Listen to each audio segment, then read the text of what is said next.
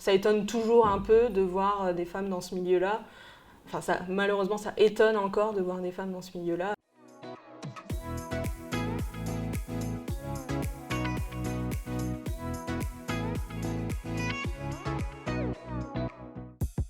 Bonjour.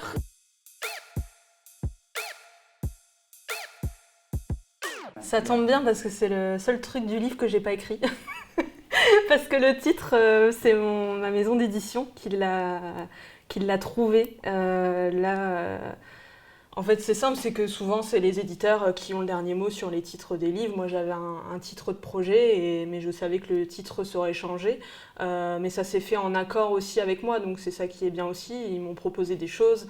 Et je savais que ce serait un jeu de mots parce que le livre a été publié dans une édition dans une collection qui s'appelle Le Point sur la table chez Nourriture Fu. Et donc tous les titres ont des jeux de mots comme ça. Il y a stexisme, féminisme, voracisme. Donc je savais qu'on aurait quelque chose d'un peu similaire. Et donc en effet, pour l'univers de la bière et du féminisme, maltriarcat, c'est le malt qui est un des ingrédients qui est obligatoire dans la fabrication de la bière. Et matriarcat, voilà, c'est un petit jeu de mots. Le titre de mon projet, c'était Bière de fille.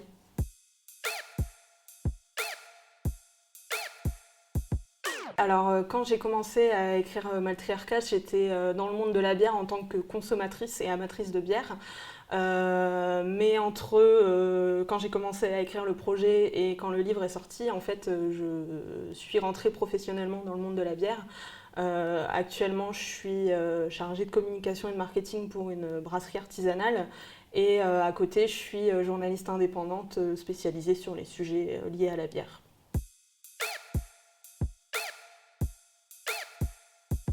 Oui, bah oui. Oui, c'est ça qui m'a amené au sujet. En fait, j'étais consommatrice de bière, je suis journaliste à la base, donc j'ai commencé à m'intéresser aux produits, à lire plein de choses sur la bière et à me rendre compte de l'importance des femmes dans l'histoire de la bière qui était assez méconnue, qui est toujours assez méconnue. Et donc c'est un peu comme ça que je suis venue à vouloir parler de ce sujet-là et à écrire dessus.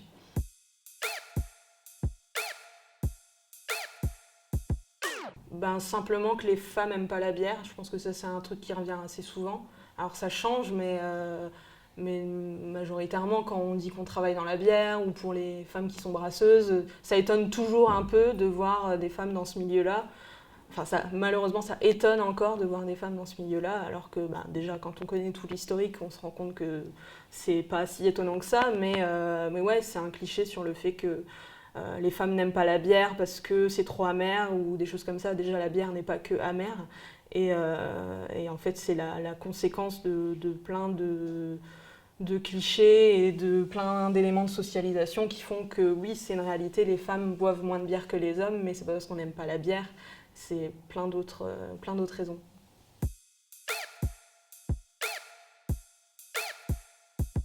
Oui, bien sûr, c'est plein d'éléments qui ont éloigné aussi les femmes des lieux de consommation de bière au niveau historique.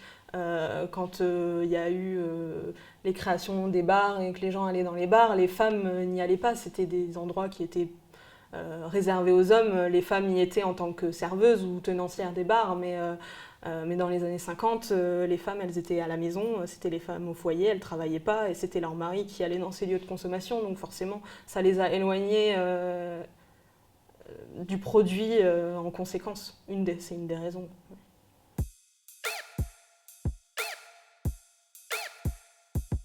Oui, plein de choses. Un exemple qui me revient souvent en tête, c'est une brasseuse à la Renaissance, au XVIe siècle, qui perd sa brasserie parce que y a les brasseurs qui commencent à arriver, les hommes commencent à s'intéresser à la bière parce que c'est rentable, etc. Et en fait, il a fait courir la rumeur qu'elle avait la lèpre, ce qui était faux, pour faire couler sa brasserie, parce que du coup, plus personne n'allait lui acheter des bières. Donc voilà le genre de choses qui pouvaient arriver aux brasseuses quand les hommes ont commencé à s'y intéresser, quoi.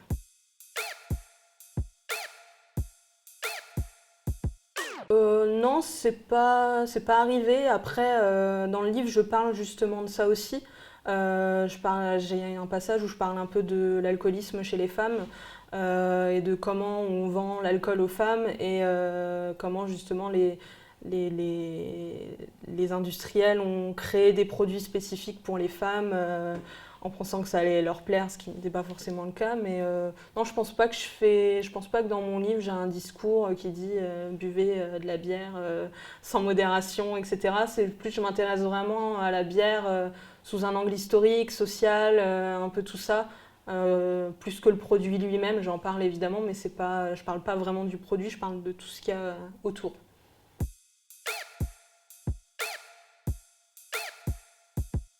À l'écriture, oui. Après, forcément, en termes de recherche historique, c'est toujours assez compliqué parce qu'il y a peu d'historiens ou d'historiennes qui se sont intéressés à ce sujet-là, surtout en France. Il y en a une. Et puis après, c'est surtout des sources étrangères, anglo-saxonnes majoritairement. Heureusement que je suis à l'aise avec l'anglais parce que sinon, après, pour les recherches, c'est compliqué. Donc c'était plutôt ça, d'avoir des sources historiques fiables. Dès qu'on parle d'alcool, c'est difficile d'avoir des sources fiables parce qu'il y a beaucoup de choses qui sont des légendes et des mythes qui se passent du bouche à oreille et puis après on en arrive à dire des choses qui sont en fait totalement fausses. Donc ça peut être compliqué. Après à la réception, bah, forcément il y a des gens à qui ça ne plaît pas dès qu'on parle de féminisme, donc ça je m'attendais forcément à des remarques de personnes à qui ça ne plaît pas, mais ça n'a vraiment pas été la majorité de ce que j'ai pu avoir comme retour avec le livre.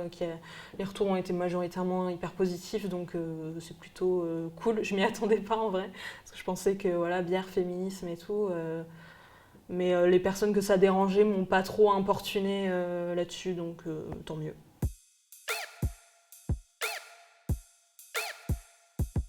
Bah, il y a eu plein, en fait ça s'est fait au fil des siècles, il y a eu plein d'éléments qui ont éloigné les femmes du brassage. D'abord les femmes brassées parce que c'était considéré comme une activité domestique, donc forcément c'était aux femmes de le faire. C'était faire de la bière, c'était pour nourrir la famille, etc. Il n'y avait pas encore ce côté industrie, business et tout ça.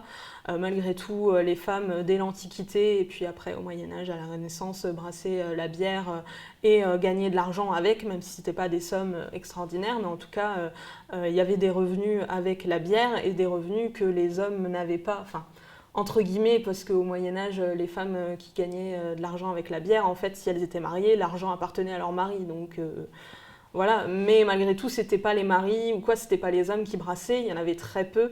Les hommes qui aidaient en brasserie étaient souvent qui allaient être des servants chez les familles les plus riches, on va dire.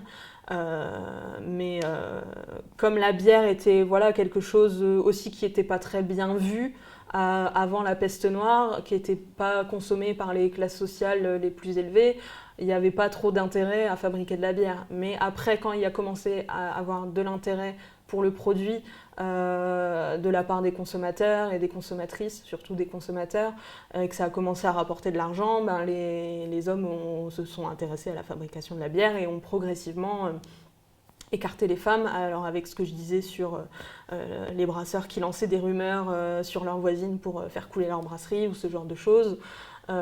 Et puis après, si on va un peu plus loin, le coup de grâce, ça va être la révolution industrielle avec les brasseries qui deviennent d'énormes industries.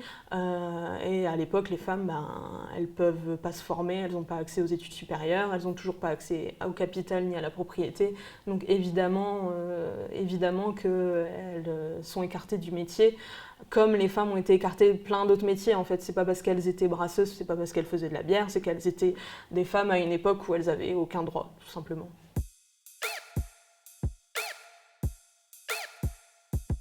Il n'y a rien de fait pour l'instant, mais oui, évidemment, j'aimerais bien écrire d'autres choses, toujours sur la bière. Sur le féminisme, dans tous les cas, ça fera forcément toujours partie de mon travail d'avoir un angle inclusif et de m'intéresser aux femmes, aux minorités de genre et aux autres discriminations. Donc oui, j'ai plein d'idées, j'ai plein de choses sur lesquelles j'ai envie d'écrire. Rien de fait pour l'instant, mais oui, j'espère pouvoir écrire d'autres choses parce qu'il y a plein de choses à dire sur la bière, encore une fois, sur ce qu'il y a autour du produit. Parce que sur le produit en lui-même, en France, on trouve quand même plein de choses, de livres de dégustation, de livres sur les bières, sur le brassage, mais sur tout son aspect culturel, social, c'est encore assez pauvre en littérature en France, et j'aimerais bien pouvoir continuer à traiter ce sujet-là. Ouais.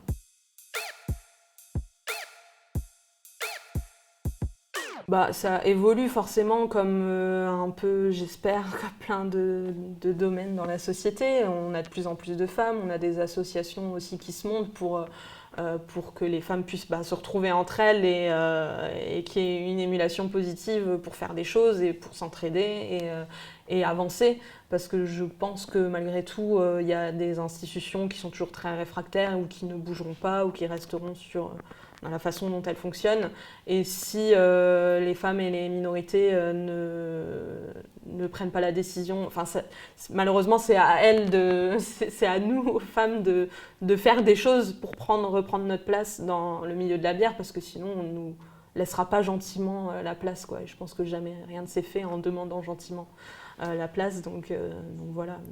Je pense que ça évoluera de manière positive parce qu'il y a plein de nanas qui sont hyper déterminées et qui font plein de choses pour le milieu de la bière, mais ça se fera pas tout seul, ça c'est sûr. De rien.